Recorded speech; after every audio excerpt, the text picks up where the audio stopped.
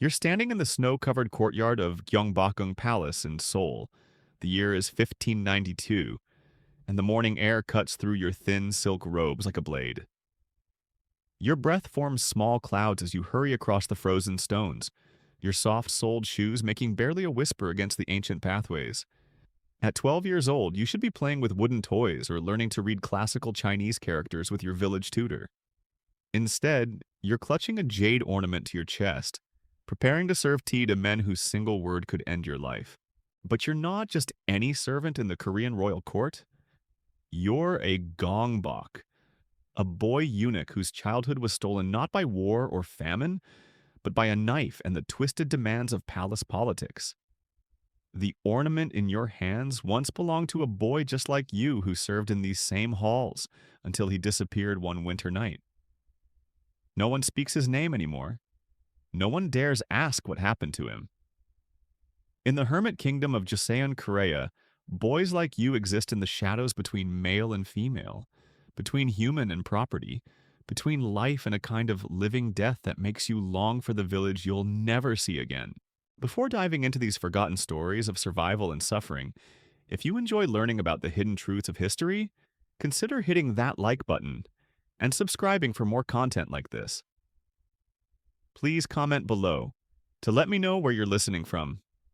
I find it incredible that we're exploring these ancient stories together from different parts of the world, connected across time and space by our shared curiosity about the past.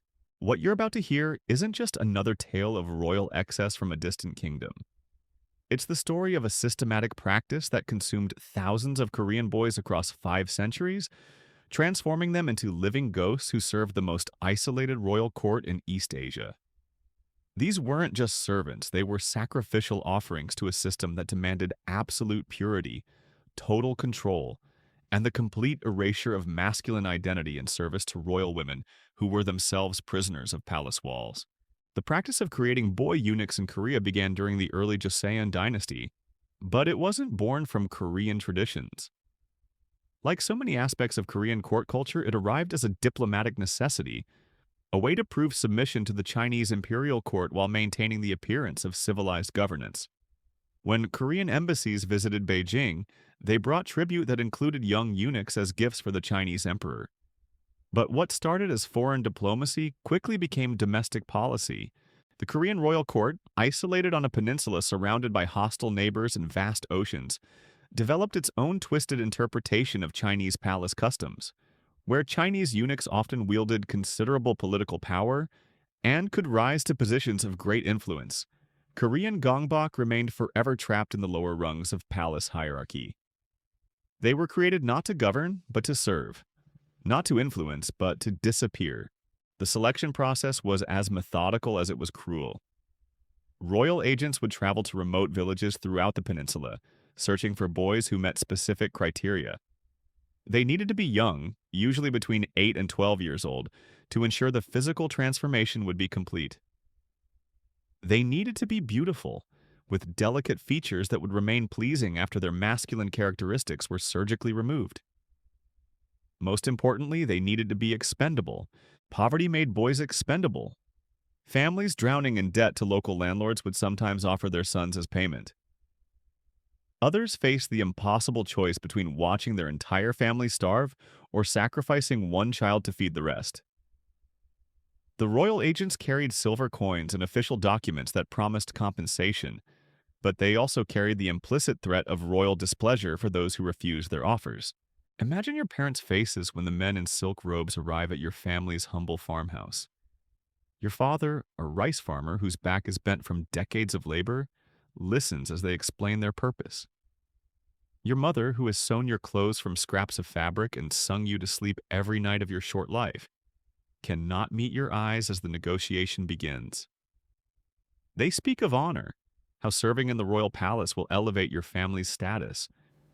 They mention the silver coins that could buy seed for next year's planting or medicine for your sick grandmother. But you're old enough to understand the subtext. You've heard whispers about boys who went to the palace and never returned. Village elders speak in hushed tones about the knife that makes boys into something else, something that can serve royal women without threatening their virtue or challenging male authority. You don't fully comprehend what this means, but you understand enough to feel terror creeping up your spine like ice water. The journey to Seoul takes weeks, traveling in covered wagons with other selected boys from villages across the kingdom. Some cry constantly, calling for mothers who cannot hear them. Others sit in stunned silence, staring at the passing landscape with the hollow eyes of children who have already begun to die inside. A few, the ones who break your heart the most, actually seem excited, still believing the lies about honor and advancement that the agents told their families. You learn their names during the long journey. There's Minho, whose father sold him to pay gambling debts.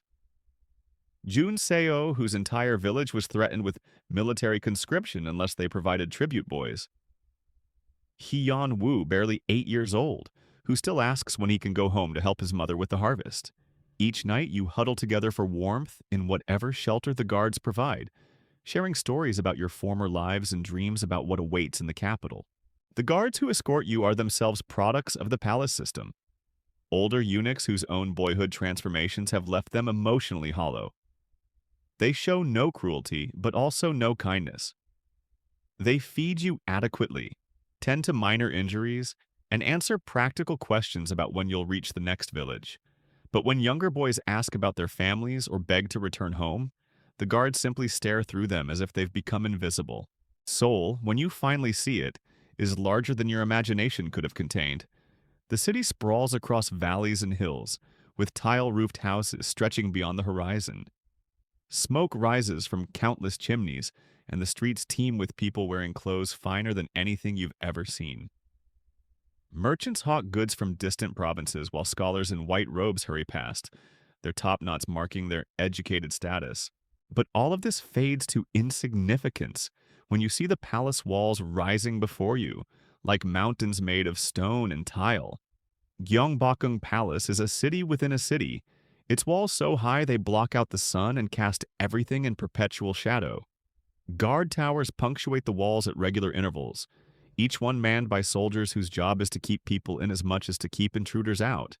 The palace gates are works of art. Elaborate wooden structures painted in brilliant colors and decorated with dragons, phoenixes, and other mythical creatures. But as your wagon passes through them, you realize you're crossing a threshold from which there is no return. The gates close behind you with a sound like thunder, and suddenly the outside world might as well be on the moon. Inside the palace walls, everything is different. The air itself feels heavier, weighted with centuries of secrets and suffering. Servants move with the careful precision of people who know that a single mistake could mean death. Even the birds seem quieter here, as if they understand the need for absolute discretion in a place where emperors' whispers can topple kingdoms. You're taken to a compound within the larger palace complex, a series of low buildings surrounding a central courtyard where other boys like you wait in small groups. Some have obviously been here for months or even years. Their hair is styled in the manner of palace servants. Their clothing is uniform silk robes, and their movements have the careful control of people who have learned to make themselves invisible. But it's their eyes that tell the real story. The light that should shine in children's eyes, the curiosity, the mischief, the innocent joy and simple pleasures, has been extinguished. They look at you and the other new arrivals with a mixture of pity and recognition. They remember being where you are now, and they know what's coming next. The compound is managed by older eunuchs who have survived decades of palace service. These men, now in their 40s and 50s, move with the graceful efficiency of dancers, but their faces are masks that reveal nothing. They explain the rules in voices pitched higher than nature intended, their words precise and emotionless. You will wake at dawn when the first bell sounds. You will bathe in cold water and dress in the robes provided. You will eat exactly what is given to you, nothing more, nothing less.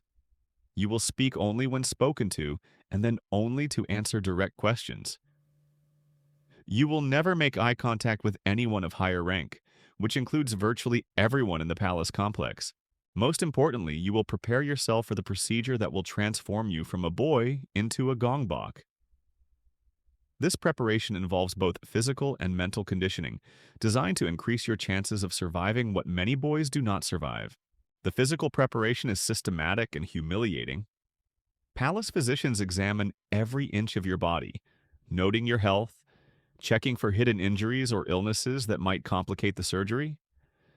They measure your height and weight, test your reflexes, and evaluate your pain tolerance through methods that leave you sobbing and bruised. But the mental preparation is worse. Older eunuchs describe what will happen to you in clinical detail, explaining exactly what will be cut away and how your body will change afterward. They tell you about the pain, how it will feel like fire consuming your entire being, how you will beg for death before the healing begins.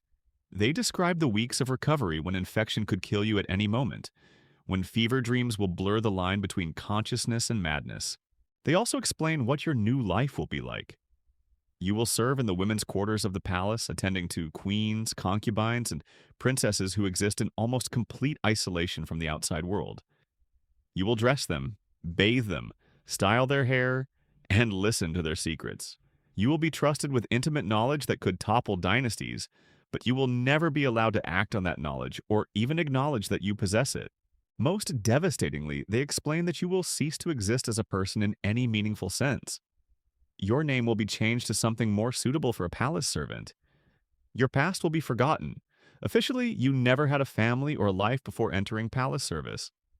Your future will be entirely dependent on the whims of your superiors, who can have you punished, transferred, or eliminated for reasons you will never be told.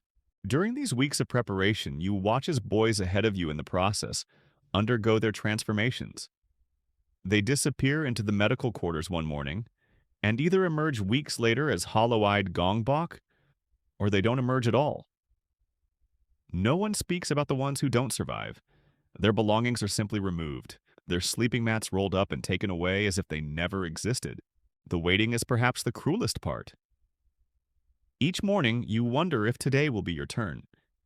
Each night, you lie awake listening to the soft sobbing of other boys who are facing the same uncertainty. Some pray to Buddhist bodhisattvas for strength or mercy.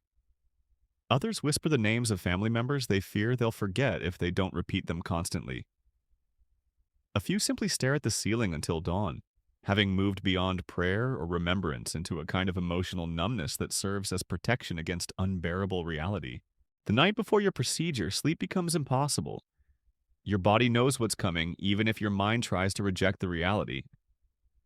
You lie on your thin sleeping mat, listening to the palace settling around you like some enormous sleeping beast. The wooden beams creak with temperature changes, distant footsteps echo through corridors you've never seen, and occasionally you hear sounds that might be crying, or might just be the wind through the courtyards. Minho, the boy whose father sold him for gambling debts, whispers to you in the darkness. His voice carries the tremor of someone trying to be brave while falling apart inside. Do you think it hurts as much as they say? You don't answer because there's no comfort in honesty and no honor in lies.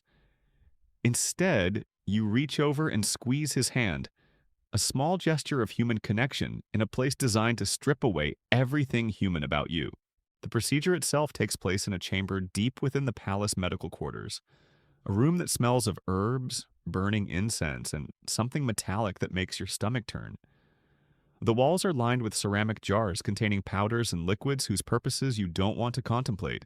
Surgical instruments gleam on silk-covered tables, knives so sharp they seem to cut the air itself, clamps and needles that look more like torture devices than healing tools. The physician who performs these transformations is a man named Dr. Yi, though the other palace staff refer to him only as the Knife Master. He's perhaps 50 years old with hands steady as stone and eyes that have seen too much suffering to register compassion anymore. He's been castrating boys for the palace for over 20 years, and his technique has been refined through hundreds of procedures. Some say he once showed mercy to a boy who begged to keep his manhood, allowing him to escape. Others claim he's never shown emotion of any kind, treating each procedure like a carpenter treats the cutting of wood. When your turn comes, the guards who escort you to the chamber are gentle, not from kindness, but from practiced efficiency. They know that struggling only makes everything worse for everyone involved. The room is kept deliberately warm to prevent shock, and the air is thick with smoke from burning herbs meant to prevent infection and dull pain. Dr. Yi examines you one final time, his fingers probing and measuring with clinical detachment. He explains the procedure in a voice devoid of emotion, describing how the blade will cut, what will be removed, and how the wound will be sealed. He mentions that some boys pass out from pain, while others remain conscious throughout. Both responses are normal, he says, as if discussing the weather. The restraints are silk cords, soft against your skin, but unbreakable. They secure your wrists and ankles to prevent movement that could make the cuts less precise. A wooden block is placed between your teeth, not just to muffle screams, but to prevent you from biting through your tongue in agony. The first cut is unlike any pain you've ever imagined. It's not just physical sensation, but the psychological horror of feeling parts of yourself being severed and removed. Your vision goes white, then black, then fills with colors that don't exist in nature. Every nerve in your body screams in protest while your mind tries to escape into unconsciousness. But consciousness won't release you. You feel everything. The blade separating flesh, the blood flowing warm down your thighs, the cauterizing tools sealing wounds with heat that feels like lightning. Dr. Yi works with mechanical precision, his movements economical and sure. He's performed this operation so many times that your agony is simply background noise to his concentration. The removal is complete within minutes, though it feels like hours. What made you male, what connected you to your father and his father before him, lies in a ceramic bowl beside the table. Dr. Yi examines his work with satisfaction, checking for bleeding and ensuring the wounds are properly sealed.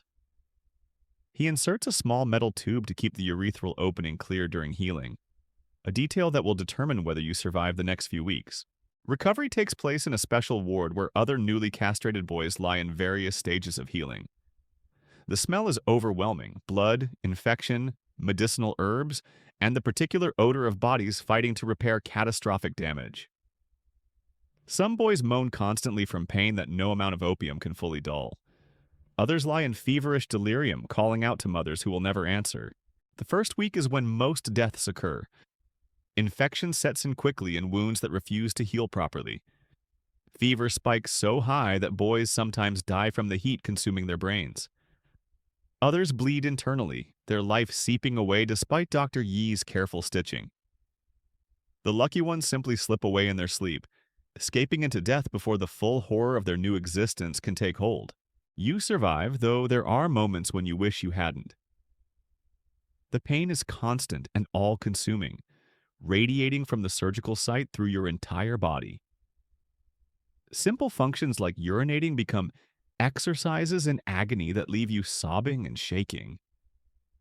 The metal tube creates its own problems. Infections that require daily cleaning with solutions that burn like liquid fire. But perhaps worse than the physical pain is the psychological realization of what you've lost. Looking down at your bandaged groin, you understand that your connection to normal human life has been severed as completely as the flesh that once defined your gender. You will never father children, never know the intimate love between man and woman, never feel the simple masculine pride that comes from strength and virility. The palace staff who tend to recovering boys show the same emotional emptiness as everyone else in this place. They change bandages, administer medicines, and remove bodies with equal efficiency. When fever takes Minho on the 8th day, his body is wrapped in white cloth and carried away before his sleeping mat has cooled. No prayers are said, no mourning period observed. He simply ceases to exist, as if the procedure had finally claimed what little remained of his humanity. As your body heals, your training as a gongbok begins in earnest. This isn't just about learning to serve, it's about learning to exist in a state of perpetual invisibility while being constantly observed. Palace life operates according to rules so complex and arbitrary that a single mistake can mean death, yet these rules are never written down or explicitly explained. You must learn through observation, mimicry, and the painful consequences of error. The first lesson is movement. Gongbok must glide rather than walk, their footsteps silent as whispers on marble floors. You spend hours practicing this unnatural gait, balancing books on your head while senior eunuchs criticize every sound you make. Your natural boyish energy must be completely suppressed, replaced by the flowing grace expected of those who serve royal women. Voice training is equally important. The surgery has changed more than your anatomy. It's altered the way your vocal cords will develop. But this natural change isn't enough. You must learn to speak in the high musical tones that mark palace eunuchs, eliminating any trace of masculine roughness from your speech.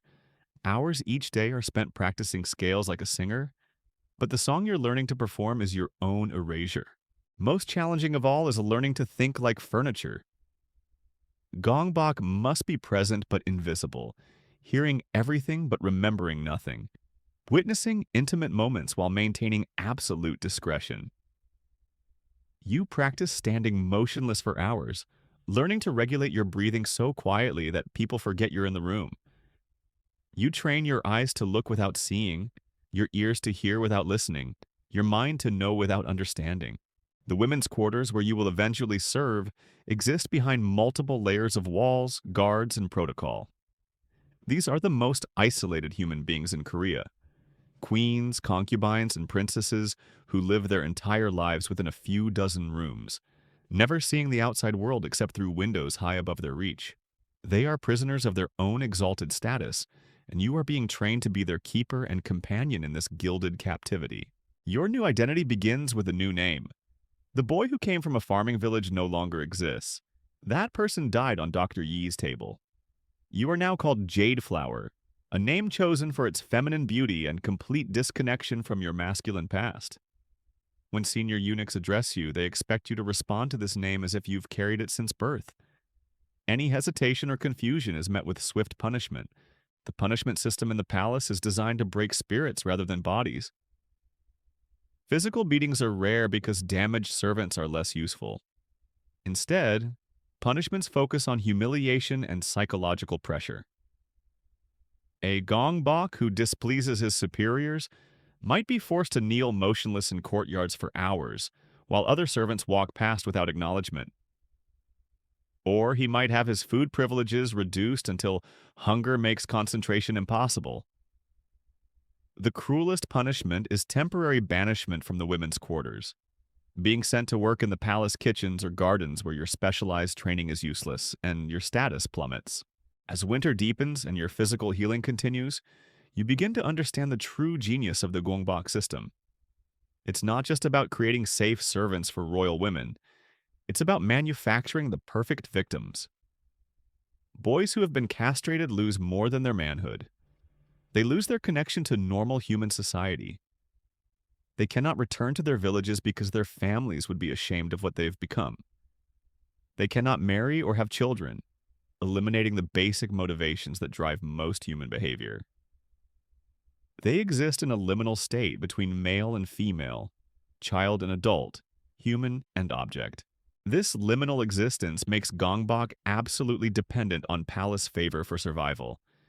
They have no outside support system, no alternative means of supporting themselves, no identity beyond their service role. This dependence ensures absolute loyalty, not from love or respect, but from the simple understanding that betraying the palace means death by starvation or exposure. The older eunuchs who train you have survived decades in this system, and their survival has required the complete suppression of normal human emotions. They show no affection for the boys they train, no anger at the system that created them, no hope for anything beyond their current existence.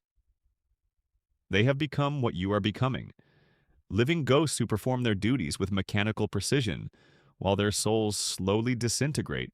Joseon, the boy from the threatened village, doesn't survive his transformation in the way that matters. His body heals properly, his voice develops the proper tone, and his movements achieve the required grace.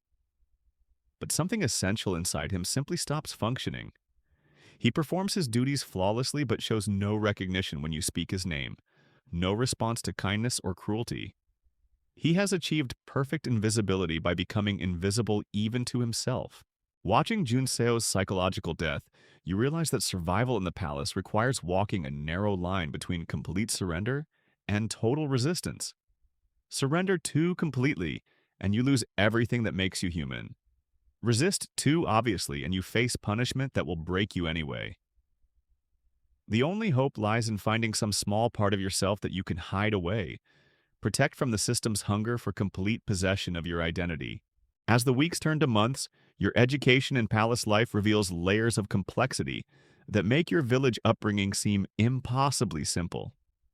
The women's quarters operate according to a hierarchy so intricate that a single misplaced gesture can trigger consequences rippling through the entire compound. At the apex sit the queens, women whose power is absolute within these walls, yet completely meaningless beyond them. Below them, royal concubines navigate treacherous political waters where favor can shift like morning mist. Princesses born into captivity more complete than any prison exist in a strange twilight between privilege and powerlessness.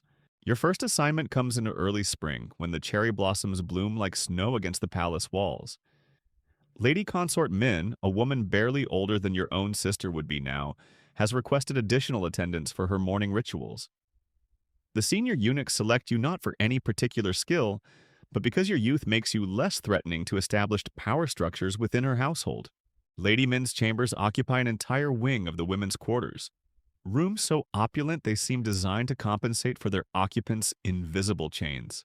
Silk wallpaper depicts scenes of mountain landscapes she will never visit, while jade sculptures represent animals she will never see in their natural state. The irony is lost on no one. Surrounded by images of freedom while living in the most constrained existence imaginable, the consort herself presents a study in contradictions that you learn to read like a survival manual. At 23, she possesses the kind of ethereal beauty that painters spend lifetimes trying to capture, but her eyes hold depths of sadness that seem to have no bottom. Her voice, when she speaks at all, carries the musical quality that marks women of the highest breeding, yet underneath lies something harder. The steel that develops in people who have learned that kindness can be weaponized against them. Lady Min's daily routine reveals the suffocating nature of royal women's lives.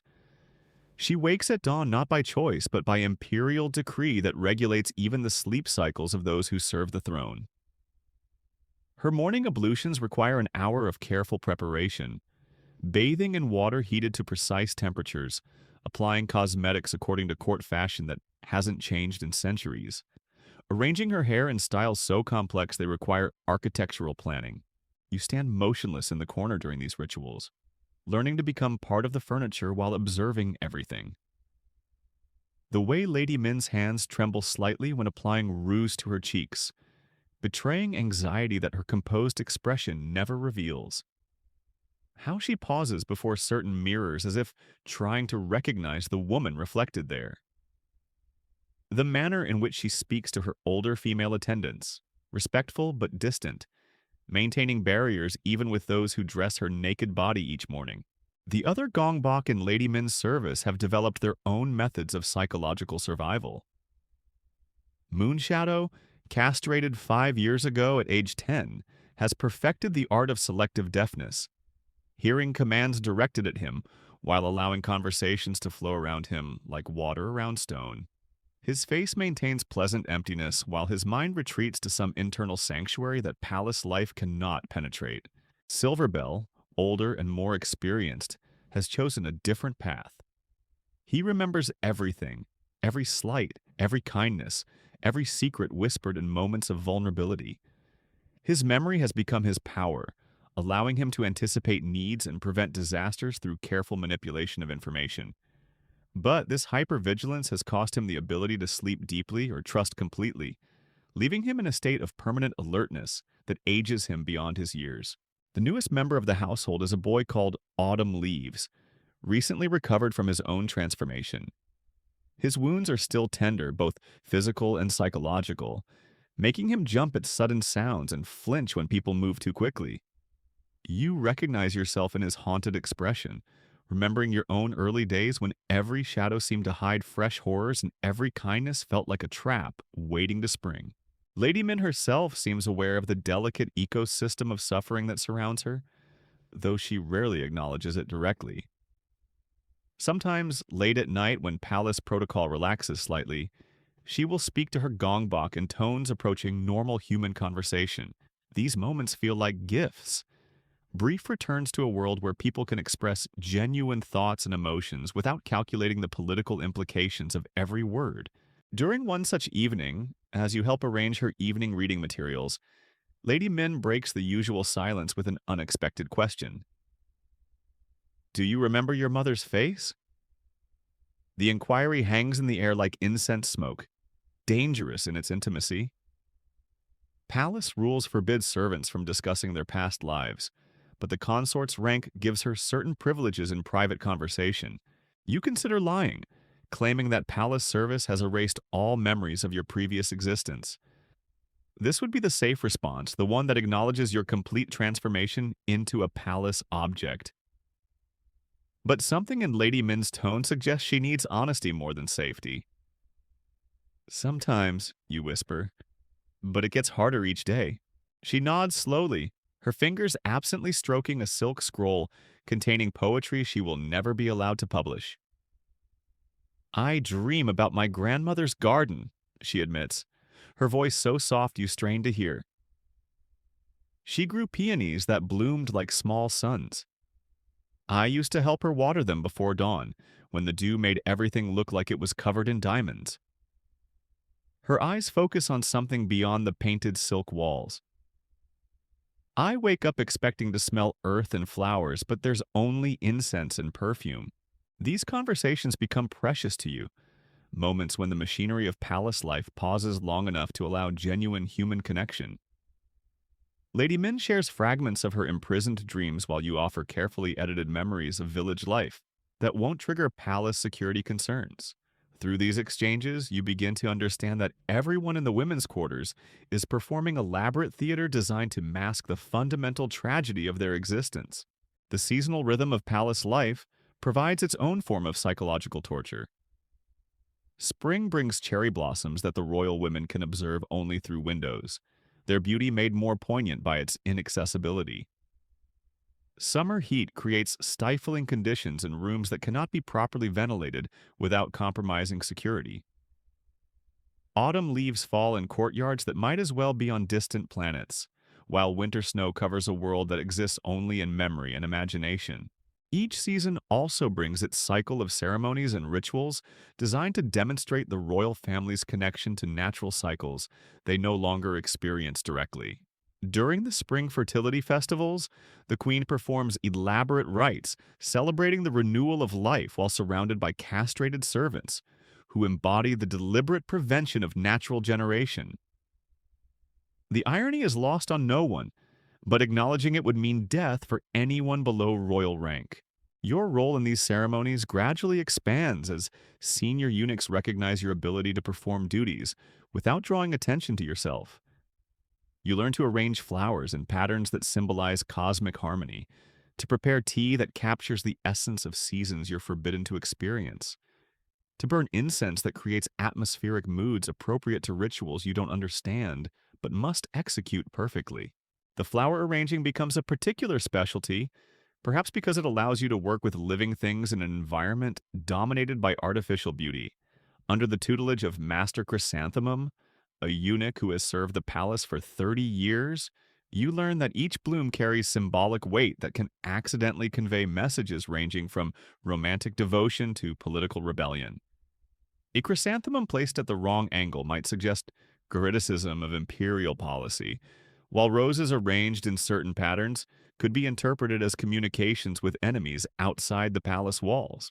Master Chrysanthemum's instruction extends beyond mere technique to encompass the philosophical principles underlying palace aesthetics.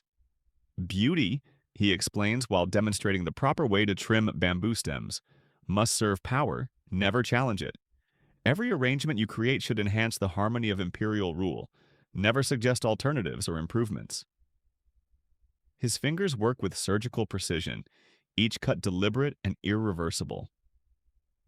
Like us, he adds quietly, flowers are most beautiful when they can no longer reproduce.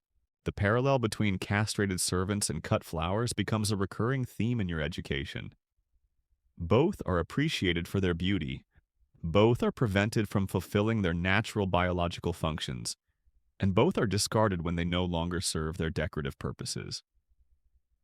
The metaphor is simultaneously profound and deeply disturbing, capturing the essential tragedy of palace life in a single image. As your first year of service progresses, you witness the casual cruelty that underlies even the most refined aspects of court culture. When Silverbell accidentally spills tea during an important ceremony, his punishment involves kneeling motionless in the courtyard for 3 days without food or water. His crime wasn't the spill itself. Accidents happen even to experienced servants, but his momentary expression of frustration when it occurred. The flash of genuine human emotion across his face violated the cardinal rule of palace service. Gongbok must never reveal their inner lives.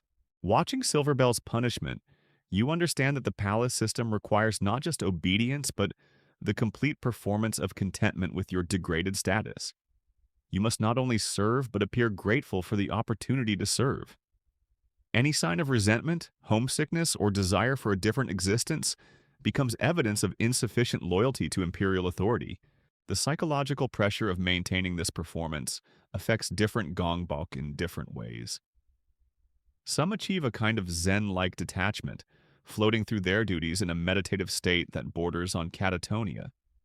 Others develop elaborate internal fantasy lives that allow them to escape mentally while their bodies perform required tasks.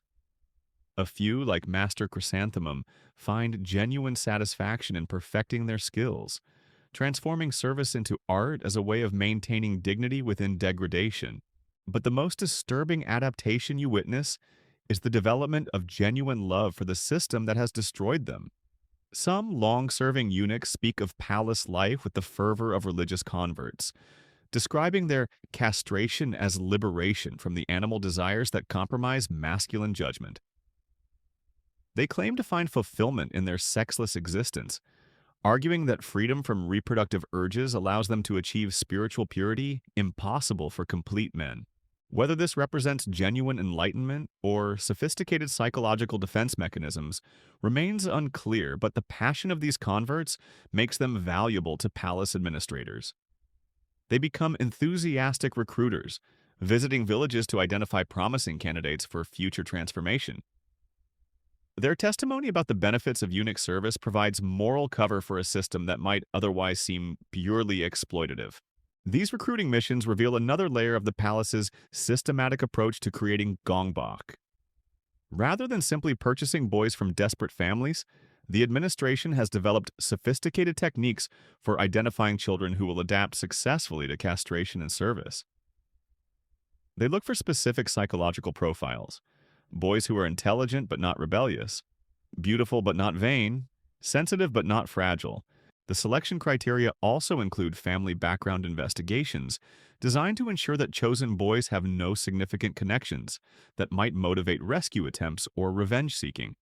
Orphans are preferred, followed by children from families so impoverished that losing a son represents economic relief rather than emotional tragedy. Boys with strong father figures or close relationships with siblings are generally avoided, unless other factors make them exceptionally desirable candidates. This systematic approach to recruitment reflects the palace's understanding that creating effective gongbok requires more than surgical modification. The psychological transformation from boy to sexless servant depends on carefully orchestrated experiences of powerlessness, isolation, and dependency that begin long before the actual castration occurs. The journey to Seoul, the weeks of preparation, and the recovery period all serve to break down existing identity structures and prepare candidates for reconstruction as palace property. Your own psychological adaptation follows patterns you recognize in other gongbok, though each person's journey contains unique elements shaped by individual temperament and experience. The initial phase involves desperate attempts to maintain connections to your previous identity, secretly practicing your birth name, trying to remember your mother's lullabies, holding on to small details about village life that seem important enough to preserve. But palace life systematically erodes these connections through daily routines that reinforce your new identity. Every time someone addresses you as Jade Flower, every mirror that reflects your increasingly feminized appearance, every task that requires you to think and act like palace property, rather than a human being with independent desires, all of these experiences slowly overwrite the psychological structures that once defined you. The process resembles drowning in slow motion. Some days you feel like you're maintaining your grip on who you used to be, successfully performing your assigned role while keeping your real self safely hidden. Other days, the performance becomes so natural that you catch yourself thinking in the voice of Jade Flower rather than remembering through the eyes of the village boy you once were. These moments of identity slippage terrify you more than any physical punishment because they suggest that the palace's ultimate victory, the complete erasure of your original self, may be inevitable rather than merely possible. The most insidious aspect of this identity erosion is how it accelerates during moments of genuine human connection. When Lady Min shares her memories of her grandmother's garden, or when you comfort Autumn Leaves during his nightmares, these acts of compassion feel like victories against the system's dehumanizing machinery. But they also require you to access emotional capacities that belong to your original self. The village boy who once felt empathy naturally rather than as a calculated performance. Each time you reach into those deeper wells of humanity, you risk discovering they've grown shallower. The part of you that once loved freely, dreamed boldly, and felt anger at injustice has been systematically starved by years of enforced submission. Like muscles that atrophy from disuse, your capacity for genuine emotion weakens with every day spent performing contentment with your degraded existence. The palace's genius lies in creating situations where survival requires the voluntary surrender of everything that once made you human. You cannot maintain the rebellious spirit that might sustain hope for escape, because rebellion leads to punishments that break both body and mind. You cannot nurture relationships with other gongbok that might provide emotional support, because the administration rotates assignments specifically to prevent the formation of bonds that could challenge institutional loyalty. Most cruelly, you cannot even mourn your losses openly, because grief for your stolen manhood and abandoned dreams represents implicit criticism of imperial wisdom. The boy who once ran through mountain meadows must die silently, without ceremony or acknowledgement, while Jade Flower emerges fully formed from his ashes like some grotesque phoenix of palace politics. As your second year of service begins, you witness the arrival of new candidates for transformation. Boys whose terrified faces mirror your own memories of that first night in the compound. Watching them stumble through their initial days of preparation, you feel simultaneously protective and envious. Protective because you understand their suffering in ways that no one else can. Envious because they still possess something you've lost, the clear knowledge of who they used to be. The new boys look to the older gongbok for guidance and comfort, not understanding that survival in the palace requires the systematic abandonment of both. You want to warn them that holding on to hope will only prolong their agony, that accepting their fate completely offers the quickest path to psychological numbness. But you also remember how desperately you once needed to believe that some part of your original self could survive the transformation. One of the new arrivals, a boy of perhaps 10 years old, bears such a striking resemblance to your younger brother that looking at him feels like being stabbed in the chest. His name, his real name, not the flower designation he'll soon receive, is Yongsu, and he comes from a fishing village not far from your own childhood home. When he speaks, his accent carries echoes of your mother tongue that you haven't heard in 2 years. Jongsu asks you questions that you cannot answer honestly without violating palace protocols. Will the surgery hurt as much as the older boys claim? Will he ever see his family again? Is it true that gongbok sometimes die from sadness even after their bodies heal? Each inquiry forces you to choose between offering comfort and maintaining the performance of contentment that keeps you alive. You settle on a middle path that satisfies neither impulse completely. The palace takes care of those who serve faithfully, you tell him, the words tasting like ash in your mouth. Focus on learning your duties rather than dwelling on what cannot be changed. The advice is practical and safe, but it offers no real comfort to a terrified child facing the destruction of everything that defines him. Jongsu's presence becomes a daily reminder of the price you've paid for survival. His gradual transformation from defiant village boy to compliant palace property forces you to relive your own psychological death in excruciating detail. You watch his spirit break during the preparation rituals, see his eyes go empty during recovery from surgery, and witness the birth of another perfectly obedient gongbok where once a living child existed. The parallel process reveals how completely you've adapted to palace expectations. Where once you would have felt rage at the system destroying another innocent life, now you experience primarily relief that Jongsu's transition proceeds smoothly without complications that might disrupt household routines. Your capacity for moral outrage has been so thoroughly suppressed that witnessing fresh atrocities generates only mild concern about potential administrative inconveniences. This emotional numbness extends to your relationships with the royal women you serve. Lady Min's confidences about her imprisoned dreams no longer inspire sympathy so much as professional satisfaction at being trusted with sensitive information. Her tears during private moments register as data about her psychological state rather than expressions of genuine human suffering deserving compassion. The transformation horrifies you when you recognize it clearly, but that recognition comes in brief flashes between long periods of automatized service. Most of the time, you exist in a state of functional unconsciousness, where duties are performed efficiently while your deeper awareness retreats to some protected space beyond the reach of palace corruption. This protective dissociation allows you to endure experiences that might otherwise drive you insane, but it also completes your transformation into exactly what the palace system intended to create: a human-shaped tool that performs complex tasks while possessing no independent will or desire. The village boy who once dreamed of marriage and children has been replaced by an elegant machine designed to enhance the comfort of his royal captors. The final stage of your psychological metamorphosis occurs during your third year of service, when palace administrators promote you to Lady Min's personal attendant, a position that requires unprecedented intimacy with your assigned royal woman.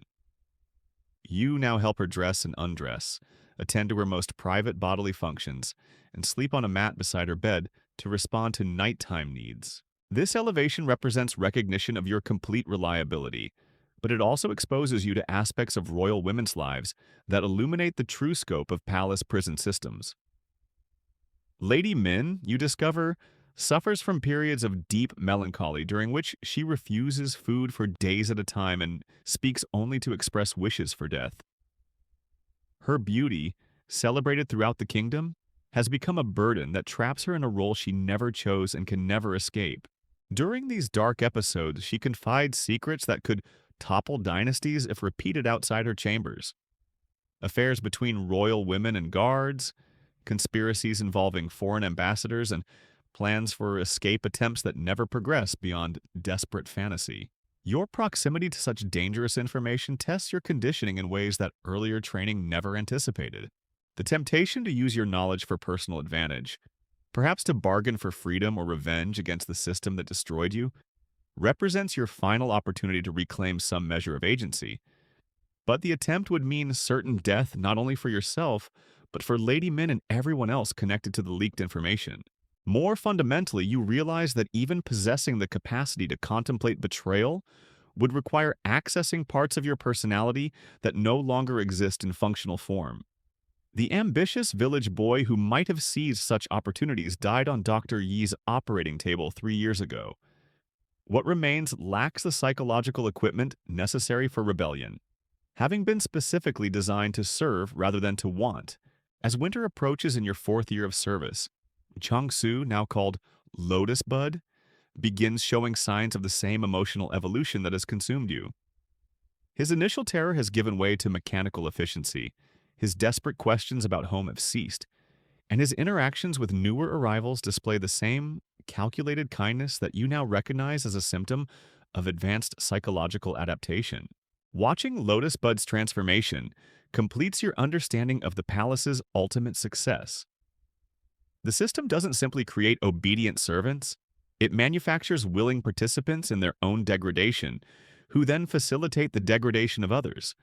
Each generation of gongbok becomes accomplices in the corruption of the next, creating a self-perpetuating cycle that requires no external enforcement once properly established. The realization that you have become complicit in the very system that destroyed you should provoke outrage, or at least regret. Instead, it generates only a weary acceptance that feels disturbingly similar to peace. The anger that might have sustained resistance has been so thoroughly drained away that even recognizing your own moral collapse fails to disturb your emotional equilibrium. This absence of feeling represents the palace system's greatest triumph. The creation of victims who no longer suffer because they no longer remember what they've lost. You serve your royal captors with genuine dedication, not because you love them, but because you have forgotten how to want anything else. Your childhood dreams of freedom and family seem as distant and irrelevant as stories about mythical creatures from ancient legends. The boy who once herded goats in mountain meadows exists now only as a faint echo in moments between sleep and waking, when consciousness hasn't yet reassembled itself around the identity of Jade Flower. These glimpses of your former self grow rarer with each passing season, like stars fading as dawn approaches. On a morning in late winter, as you prepare Lady Min's tea with the same precise movements you've performed 1,000 times before, you catch your reflection in her bronze mirror and realize that the face looking back belongs entirely to the palace. The features remain recognizably yours, but the expression, the posture, the very quality of attention, all of these belong to Jade Flower rather than to any village boy who ever existed. The recognition brings neither sorrow nor relief, only the mild satisfaction of a job completed successfully. You have become exactly what the palace required, a perfect servant whose contentment with degradation makes the system appear humane rather than monstrous.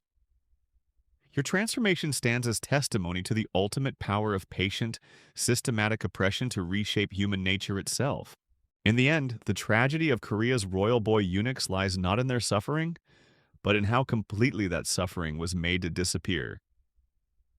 The palace walls that once echoed with the cries of castrated children eventually fell silent, not because the cruelty ended, but because its victims learned to call their torment service, their mutilation purification, and their destroyed dreams fulfilled destiny.